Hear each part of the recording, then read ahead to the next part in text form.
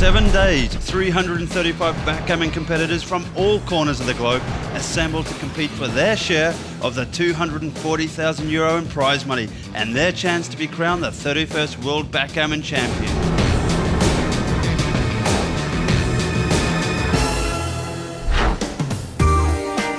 Welcome to Monte Carlo, situated in the heart of the Principality of Monaco, nestled between Italy and France on the Côte d'Azur Riviera. Known to many as a playground for the rich and famous 365 days of the year.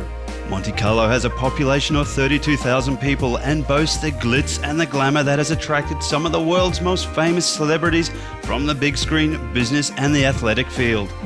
But for 1 week in July, Monte Carlo will be home to the best backgammon players the world has to offer. Keeping with tradition, the Fairmont Luxury Resort was home to the 31st World Backgammon Championships. The opening cocktail ceremony invites all players to come together for the first time before the championship begins. For some, this makes an excellent opportunity to socialise with friends and associates they rarely see. But what makes this World Championship unique? Is it the variety of players that travel from all corners of the globe?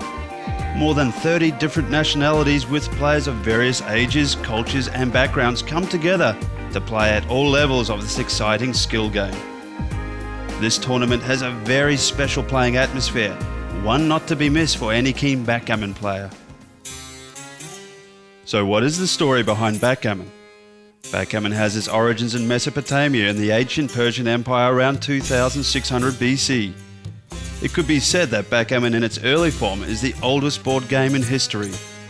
In the Middle Ages, the Church disapproved of the game, most probably for its association with gambling, and periodically tried to outlaw it. To continue playing, the English crafted the board in order to fold it in so as it could be disguised. The folded design is the standard way that backgammon sets are still made today. In 1743, Edmund Hoyle came out with the official rules of backgammon. Having arrived in America almost the same time as the Europeans, backgammon became a popular pastime in the New World as it was in the Old. 2 centuries later, in the 1920s, in New York, the doubling cube was introduced. This sped up the game and added an extra element of risk and demanded new levels of strategy and skill. The popularity of backgammon increased in the 1960s with the efforts of Prince Alexis Obolensky, who organised backgammon tournaments. His first official championship was held in the Bahamas and was the highest honour that still holds true today. And now we are back here in Monte Carlo to find out who will be the 2006 World Backgammon Champion. The first day sees the registration of some 335 players, of which 2/3 enter the championship flight and the remainder in the intermediate and beginner flights. But why do people travel halfway around the world for a board game? What is so special about backgammon? The main reason why people are so attached, so passionate about backgammon is that the amplitudes of emotions are quite extreme. Unlike chess, luck plays a factor, so the better opponent is not going to always win. The psychological part is interesting. You get to know the opponent very much by playing with him. It never gets boring. After 15 excessive years of playing, I don't feel borrowed. I don't think that there is a lot of money involved in backgammon. I know that there is a lot of money involved in backgammon, but how much? You can only guess. There's strategy, there's tactics, you have a psychological component, you have to judge your opponent, you have to be self-critical. It's such a beautiful game. I mean, that's the huge thing it has over poker is 10 men sitting around a table and, all you see is the backs of their cards and it looks boring. It's just it's not a pretty game, but backgammon's a beautiful game. The architecture of backgammon is just wonderful. Day 1. The doors of the tournament room finally open and the players eagerly make their way to the draw sheets for the first time. The draw is critical as some players will have an easier path to the final than others. The best with this tournament, of course, is the location. It's summer, it's in Monte Carlo. Then you meet all the good players of the world, it's hard to find them all in one spot. Of course, we have different ex-world champions here, like Gigi Villa, Granstedt, we have David Namad, of course Paul McGreal is playing. As soon as both players are paired and seated, the match begins. Once seated, the players become totally focused on the board, dice, and strategy. The game consists of dice, checkers, and a board. But how is it played? Before we start talking about the game itself, let's spend a few words about the material. These dice are precision dice and they have numbers, and these numbers are registered, and it is possible to keep track to whom these dice belong. They are like casino dice, very precise, transparent, you can see what's inside. There's no magnets, no weights in it. Each player brings 2 of his own dice to the match, and everybody's playing with 1 of the dice of his opponent and 1 of his own. On the tournaments we also play with cups. The cups on the tournaments have lips like these, so that if you shake and roll the dice, you can't slip them out. In the old days, the organizers just had dice like this or like this, and any child can go and drill a hole in it and put a lead in it or something. So we introduced these precision dice, and they're lasered down and then beveled so that they're completely even and they're transparent, so you can't put anything in it. And I register them, so at any moment I can tell who has which dice. So if somebody comes and says, I think this guy is cheating, he's got this dice, I look through my papers and I can tell you if he bought them from me or not. So the game is played with 15 checkers of every opponent, and you have to set up the starting position. It's 2 checkers in this corner, 5 checkers in this corner, 3 checkers on this point, and the last 5 remaining checkers go on this point. And it's a symmetric starting position, so the opponent is just copying what I did. And from this starting position, every game in every country, wherever you go to, and even if you travel to the moon, every backgammon game will start from this very position. The object of the game is to bring your 15 checkers around the board into your home zone, and then you start bearing them off. And the guy who succeeded or managed to finish bearing off all his 15 checkers first won the game. Let's take a look at how the checkers move in the game of backgammon. From the starting position, the best opening roll is 3-1. In most games, a 3 and a 1 would add up to 4, but in backgammon they remain separate numbers and can be used to make an important point. Now white rolls 1 and 1, a set of doubles. Doubles require you to play the indicated number a total of 4 times, so here white makes 2 good points. Black rolls a 6 and 5.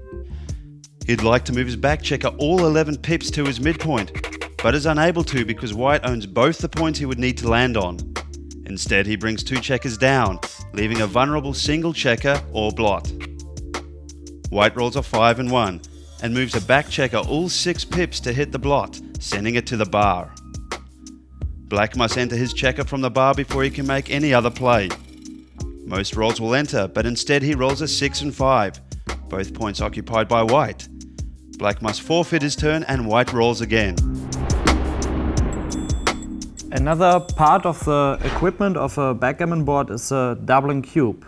It shows the numbers 2, 4, 8, 16, 32 and 64.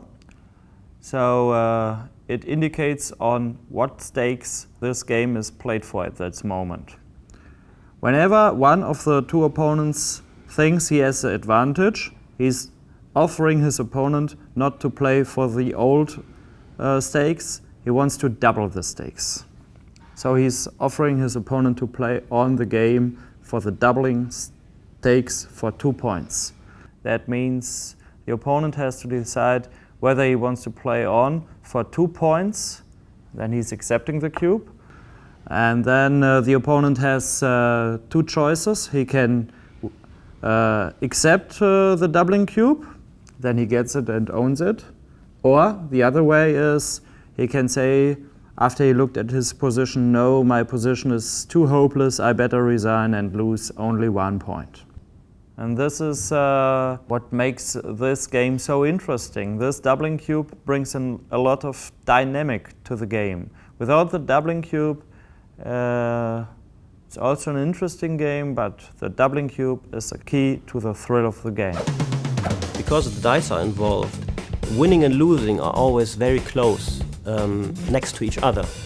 And so the level of adrenaline is certainly far above average for a long period.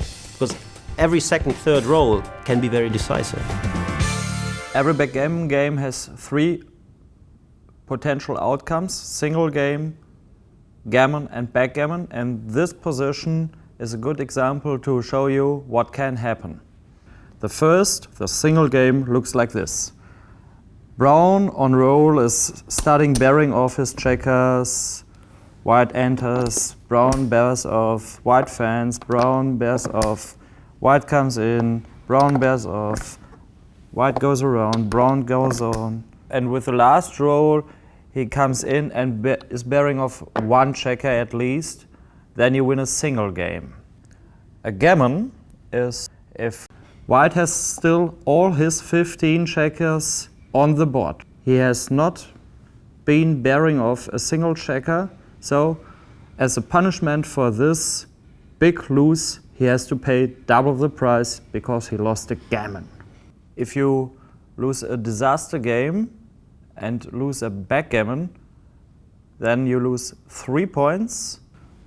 In our case, it looks like this. Brown is starting bearing off, white cannot enter. Brown is bearing off and is very lucky. White cannot enter. Brown is bearing off, white can enter only 1 piece. Brown is bearing off, white enters with 1 piece. He lost a backgammon because he had at least 1 piece of his checkers in the home zone of brown. So this is the biggest lose you can have in backgammon, and this costs you triple times the value of the cube. In this case, the cube is on 2, you lose a triple game, that means you lose 6 points in just this game. Now the rules of backgammon are clearer. Let's find out more about how some of the players qualified for the championship. Between the 12th of May and the 25th of June, True Money Games ran the second World Online Backgammon Championship, which saw one player win $20,000 in prize money and an all-expenses-paid package to the World Championship. On top of this, True Money Games ran an online satellite tournament which enabled 12 players to secure their place in Monte Carlo with all expenses covered to the value of $4,500. The winner of the World Online Championship was Thomas Zimmer of Germany. At 41 years of age, he has been playing backgammon for over 20 years, and today backgammon is still his personal favorite. I'm very glad to be here. I won a satellite in True Money Games, and afterwards I won this online backgammon championship. In the end, there was a fight of 120 players, and I was lucky. Thomas was defeated in his first round match against Japanese player Miki Suzuki and went through to the first consolation round. Now let's look at some other players in the tournament. My name is Victoria Smirnov. I come from Russia and I live in London. I've been playing professionally backgammon for about 7 years now. A few years ago, about 8 years ago, I met Mike Swobodny and Paul McGreal. So Paul was my teacher for about 4 years. And I also was studying mathematics in university, so that helped a little. I've always liked to gamble, you know. I play everything. I play ping pong for money, I play tennis for money, I play badminton, I play all sorts of card games. But professionally, of course, I would only enter a tournament playing backgammon because I know that's my best game. I came here to win, I flew all the way here to win. And I know there are many good players. I hope I won't get playing one of them in the first round. Starting out with backgammon giant Paul McGreal as your teacher is a good beginning for anyone learning the game. But how else does one develop into a good player? What other ways can you develop your skills? I was a bit upset because I kept on losing. And I felt that actually I had good ideas, but still I lost. And so I bought a book, Backgammon Bible from McReal. So I got into it, learned a bit about the strategies, about the tactics. Then the first computer backgammon came out.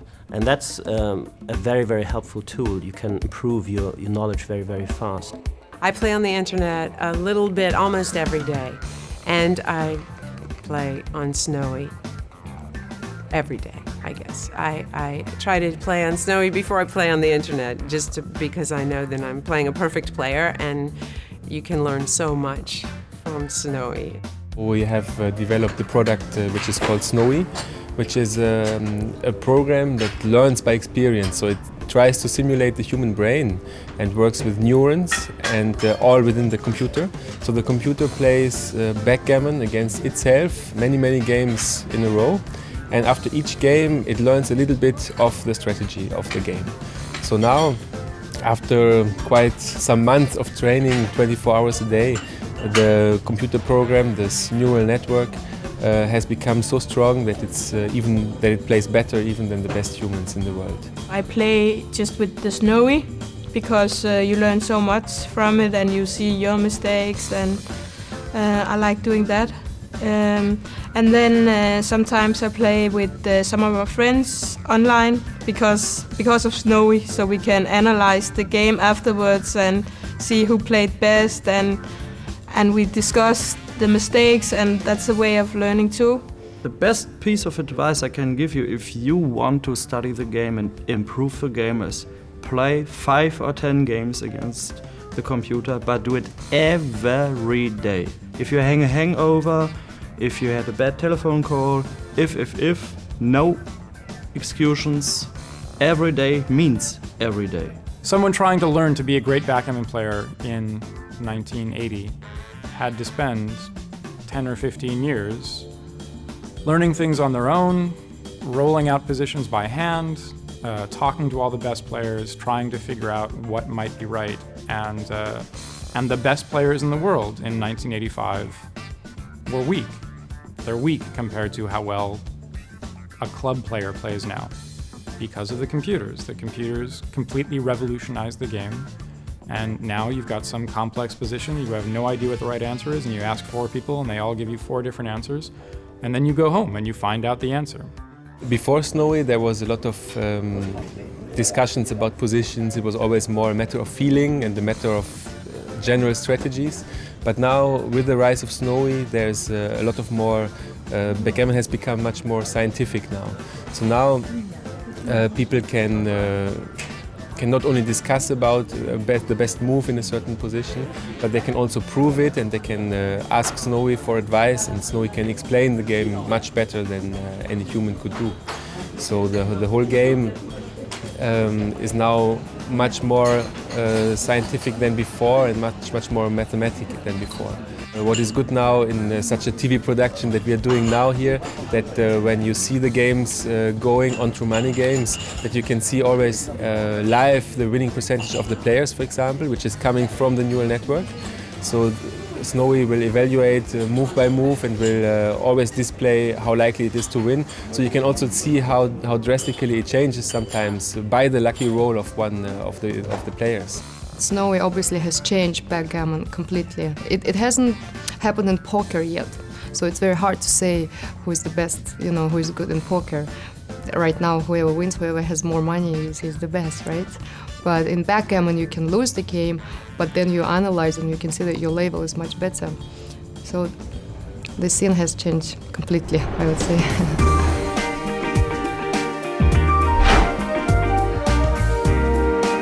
Back at the Fairmont, and round 1 is well and truly underway. The tension and excitement rises as each player is fighting for survival and their chance to go all the way and be crowned world #1. A popular social game played across many cultures can turn out to be an intense and competitive board game. The first day of the prestigious championship saw 105 matches played up to 17 points. Already in the first round, we see 2 of the tournament's championship players square off. Jeremy Bagai and Jan Jakobowicz. My name is Jan Jakobowicz. I live in Berlin, in Germany. I have a business with a partner. We have a small company, like work with 20 people. I started this like 6 years ago. Before that, I played backgammon. I personally came across the game backgammon roughly 9 years ago through a Greek friend. And first, actually, I was a bit upset or annoyed because no one would play without money, which I didn't like in the beginning because it doesn't have such a social component, I find. Because obviously two people sit down at a table, each one wants to grab the money of the other. It's very difficult to develop a friendly atmosphere. But actually, from the very beginning, I won money, and so I gave in. And since I was a student, constantly broke, I took the best of it.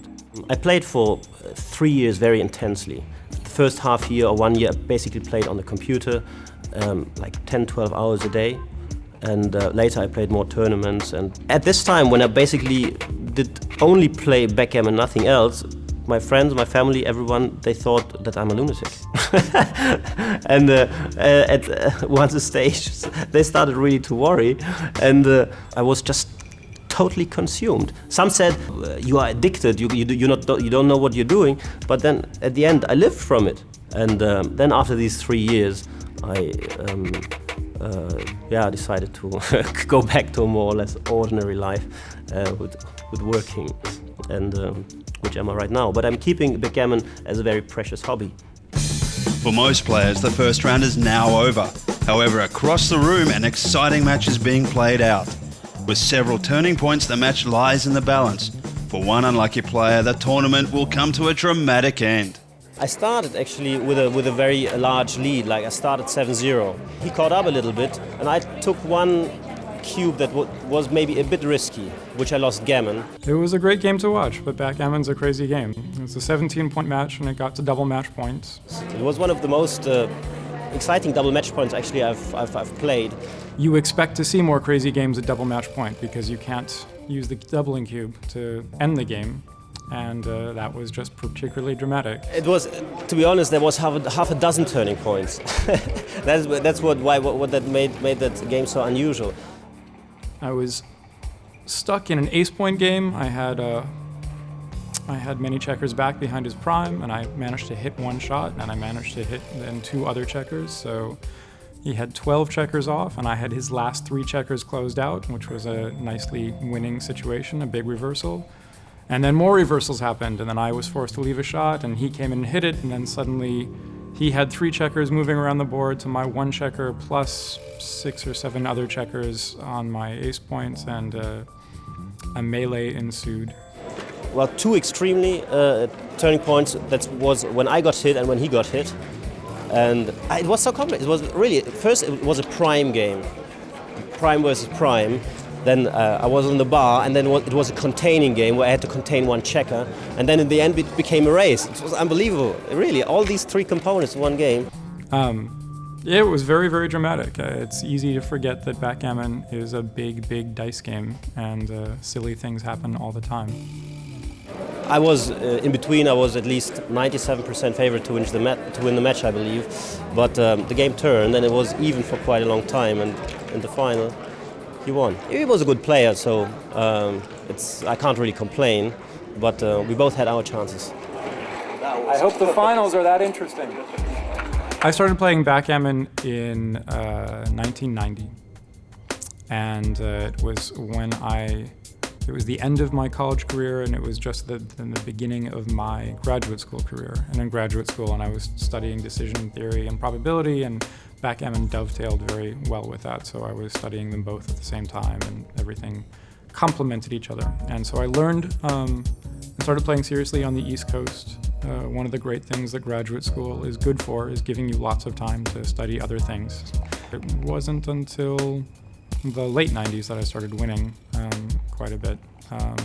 So I had a very poor tournament record for a long time. Tournaments are the most fun way to play backgammon. Tournaments are much more complicated than playing simply for money.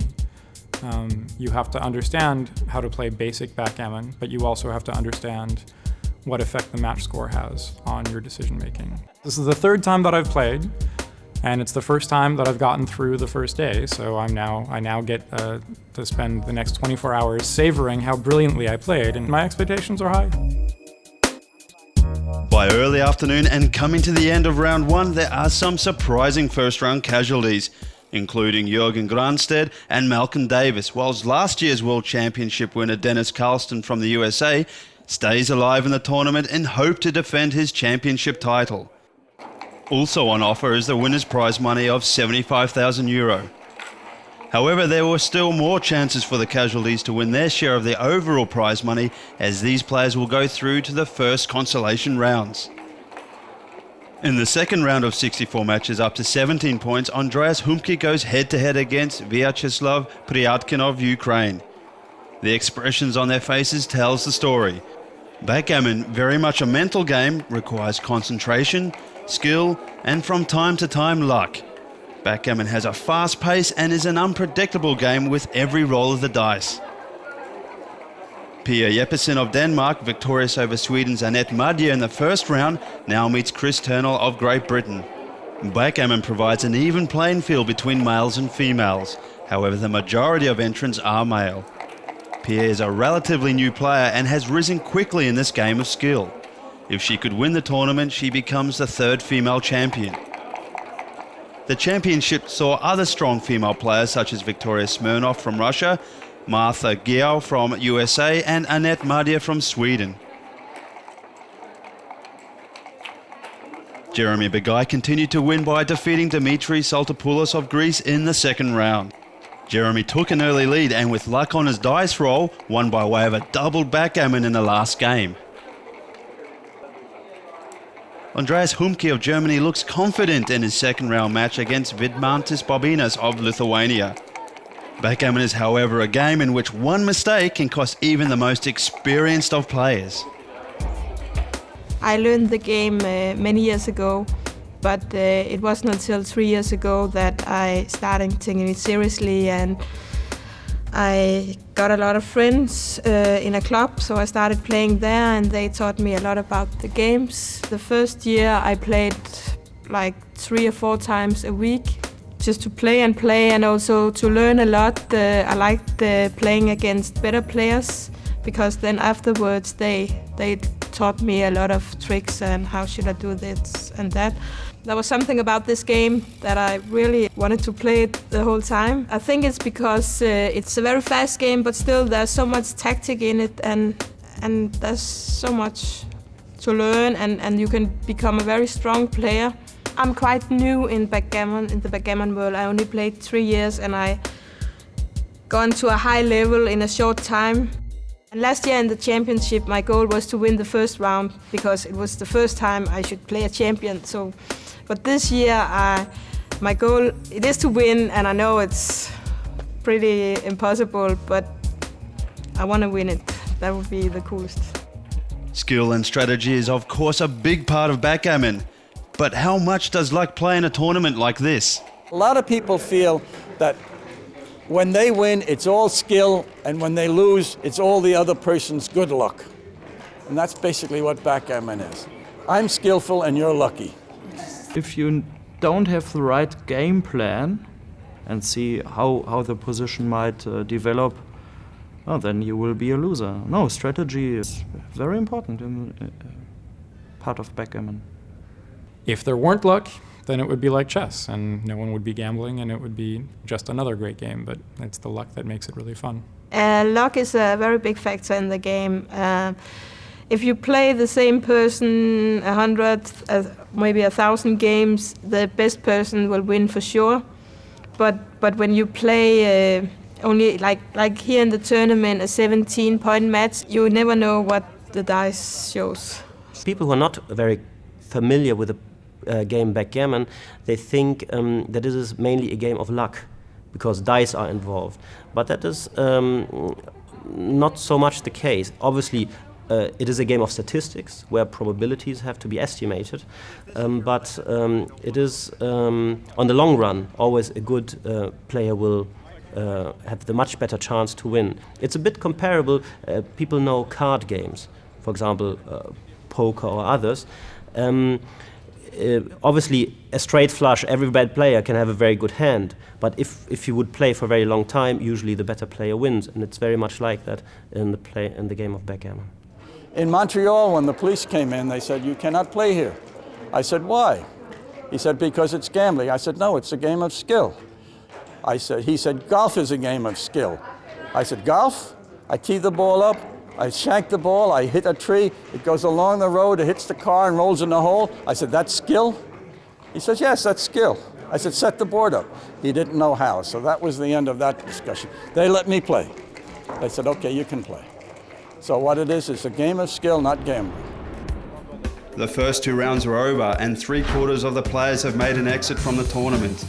The victory celebrations continue as the customary gala dinner organised by the Fairmont allows the players the chance to reflect over their last games and also socialise in the spectacular dinner and show event. Some can still celebrate staying in the competition, whilst the casualties can enjoy being in the Monte Carlo, soaking up all the entertainment and glitz it has to offer. This dinner we are here to now, it's held every year. It's the gala dinner, and when you pay the entry fee for the tournament, it's a part of that to go to this dinner. So everyone comes, and it's quite fun because normally you go in jeans and stuff, and it's fun to see all my guy friends with ties. Food and drinks are for free. It's up to you how much fun you have. Last year when I was here, I was out of the main tournament, so I just got drunk or something.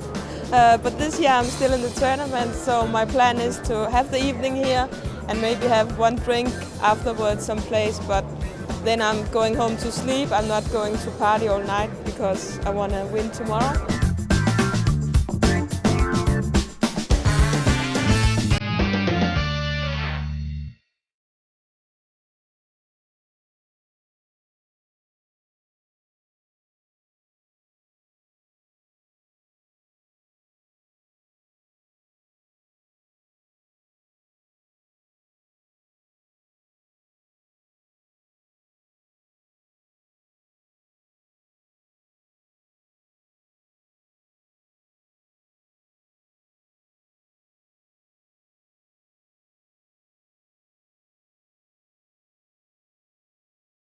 It's day 2 of play in Monte Carlo, and 64 players have made it through to the 3rd round. Andreas Humke is now playing at his 3rd round match against Frank Gusenhauser of South Africa. Pia Jepsen meets Stefano Salvia of Italy.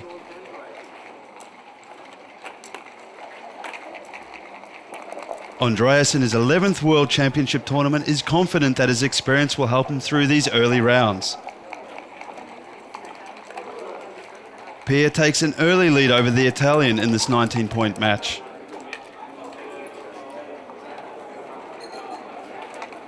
Jeremy Bagai loses 2 points in the first game to the Brazilian Ian Cale, but takes the lead thereafter.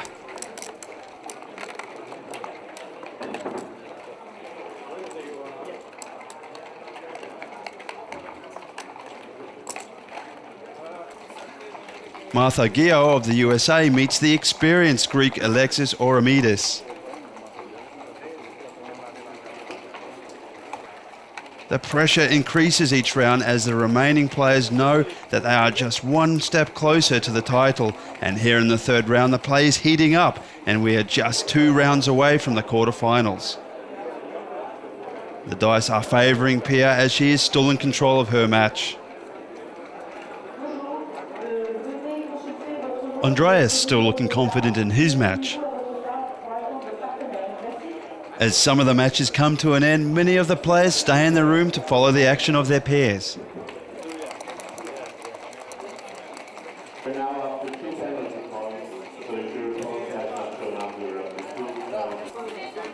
Martha Gio is still going strong in the 3rd round.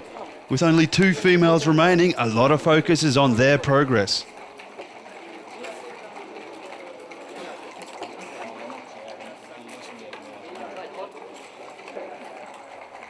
2005 championship winner Dennis Carlson of the USA looks to progress and possibly defend his title.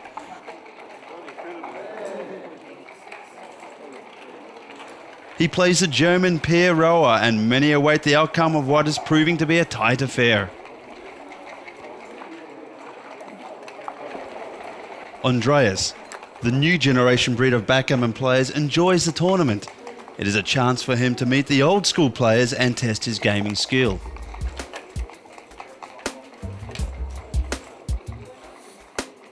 My name is Andreas Humke. I'm 35 years old and I'm living in Dortmund, Germany. I'm playing backgammon and poker professionally and well, that's about my life. I'm not married, girls, and yeah, that's my 11th stay here in Monte Carlo in a row.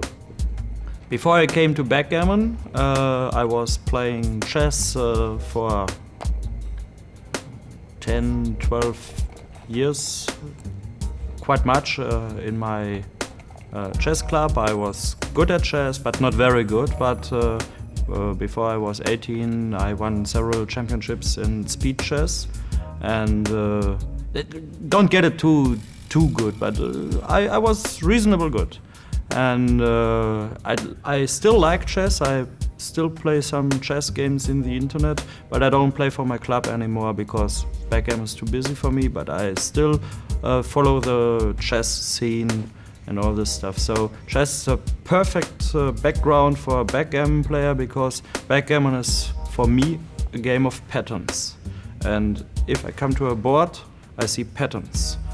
I was a student before I switched to become a full-time gambler. I was a statistics student. This is a part of mathematics. It's good to have a mathematical background. But usually the people think backgammon is a lot about mathematics. And this is not as much the case as usually people think. It's a game of patterns for me. Pia has seemingly taken an unassailable lead, 16-0 over her rival. Jeremy has taken a big lead and pauses to take a photo. It is not uncommon to see players using a digital camera or in some cases a video camera. This allows the players to analyse their moves online through artificial intelligence software such as Snowy. This way they can keep on top of their game and improve their strategy tactics.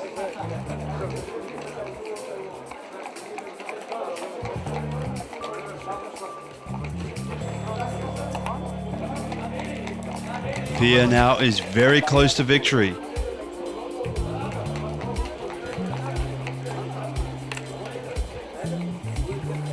She has her opponent dancing on the bar, and if she manages to bear off without him hitting her, she will prevail.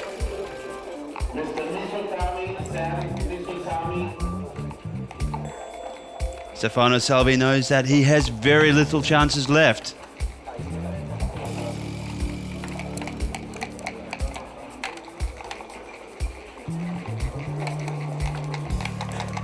And the Italian fans. And in this situation, this actually suits him, keeping this game alive. Every move now critical to the outcome of this game. She must make sure that she makes the right decision here. The outcome of this game is very close. Stefano rolls and is forced to come in and concedes.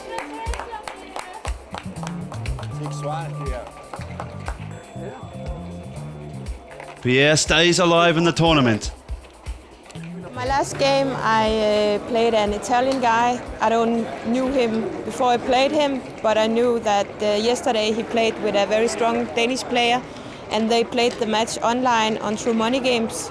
So it was also analyzed, and the Italian, he had played very weak.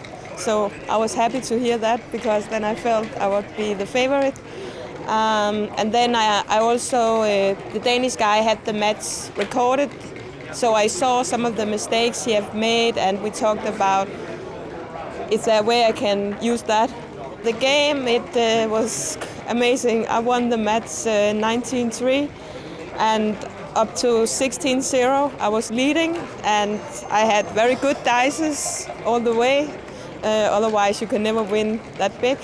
The opponent I'm gonna meet next time is either an American guy or a Brazilian guy. And I've never seen any one of them before, so I have no idea how they play.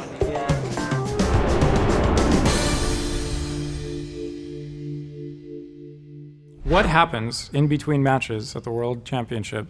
You've got a whole bunch. You've got 400 utterly degenerate gamblers in a hotel. What do you think is going to happen? Put your name down there, Chris, any way you want. My name is Les Boyd. I'm the Special Events Coordinator, which transfers into super jackpots, the jackpots, and all the small mini games that people play at the various tournaments. And at this tournament, we have lots of them. It's when a person loses in the big match, we give them another match to play. That's just what I do. Backgammon players wish to play. They don't come here for the scenery or for the things. They want to play backgammon. We keep the room open from the start of the tournament, which is at 2 o'clock in the afternoon. They'll lose a match or win a match, and then they're finished by 5 or 6 or 7. And we keep the room open until 4 o'clock in the morning so they can play private games, they can chouette amongst themselves, or they can play in the various jackpots that we have. It's always something to do here at these tournaments. Backgammon is a good game, and it's a fun game, and you can actually play it with your family. I'll play backgammon for nothing, actually, or $1 or €1 to 10, 20, or 50 euro, but I don't like to do that. I like to play for the fun of it. There's just so much fun in getting doubled or doubling somebody and then having the lucky dice. And it's so heartbreaking when they get the lucky dice. But over here, there's no question about it, we get the best players in the world. There isn't even a doubt about it. The people that come here are the best. They are so good, it's unbelievable. They have these minds, the Danes, the Germans, the Swedes. Their minds are so fantastic with this game. It's really terrific. It's so fabulous over here, I don't know how to relate it to you. It's the one great thing in the world to come to. If you're a backgammon player, you want to sit across the table from somebody and play.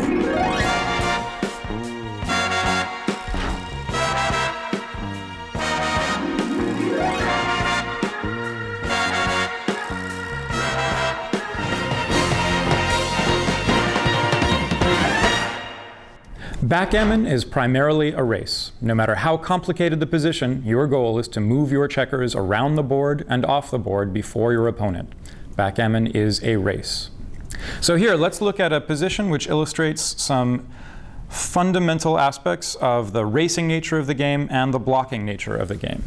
So in this position, we can see that black is down in the race. Black is losing. White is ahead. White's home board is further forward. Black's home board is a bit behind. But there is contact. There is an area of tension on the board between these checkers and these checkers. So a good illustrative position, the fundamental principle of how backgammon is played, is illustrated by this roll of 2-2. If black were to roll double twos, he has some choices about how he might play them. And the mistake that a lot of beginners make is that they look at this contact and say, that's bad, that's dangerous. So they want to reduce contact by moving these checkers around, making the position a simpler position. That's bad. That's bad because black is making this position a race when black is far behind in the race. Sometimes that's a fine play, but in this position, that's a very bad play because black is losing the race. After this play, white's going to come down here, do something like that, and black is far behind in the race for a losing position. Black should instead play something like this, preparing the next home board points, hoping that white might roll something like a 6-2, have to play the 6, do something with the 2, and black has an opportunity to hit. By moving forward, black denies himself that opportunity to hit. On the other hand, by contrast, if this roll of 2-2 were for white, if white had the roll of 2-2, of course it would be correct to move down here, trying to minimize contact and make this game a race in which white is winning. So the fundamental principle that applies in every single game is, if you're ahead in the race, go ahead and make it a race. Try to win it that way if you're already winning. If you're behind in the race, keep the complexity, keep the tension between the points, try to let something else happen than simply letting it become a race. Defending champion Dennis Carlson is defeated and there'll be no repeat champion. Fellow American Martha also loses, and this leaves Pia the only surviving female in the tournament. Dennis and Martha will go into the consolation round where they will still have a chance to win a share of the total prize money. Interest is now focused on Andreas and Jeremy. Can they prevail here late in the third round, or will their run come to an end? Jeremy has led since the third game and has had a comfortable buffer throughout the match, but now Carl has fought back and it's anybody's game. The score still in favour of Jeremy, 17-13, but the young Brazilian is in striking distance. Jeremy knows that he can take the match in just one game.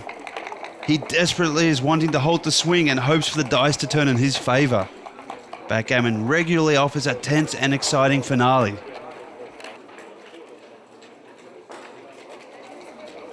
As the match has grown long, Humke tries to compose himself. Backgammon is very much a mental game that requires concentration over a long period.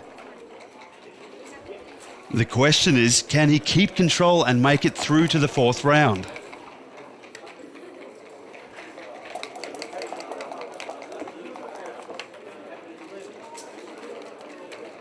Back with Jeremy, we can see that he's taking his time here. He cannot afford to make a mistake this late in the match. When a match starts to turn like this, you must start to wonder. And sometimes the match can be decided by a simple roll of the dice or one small mistake.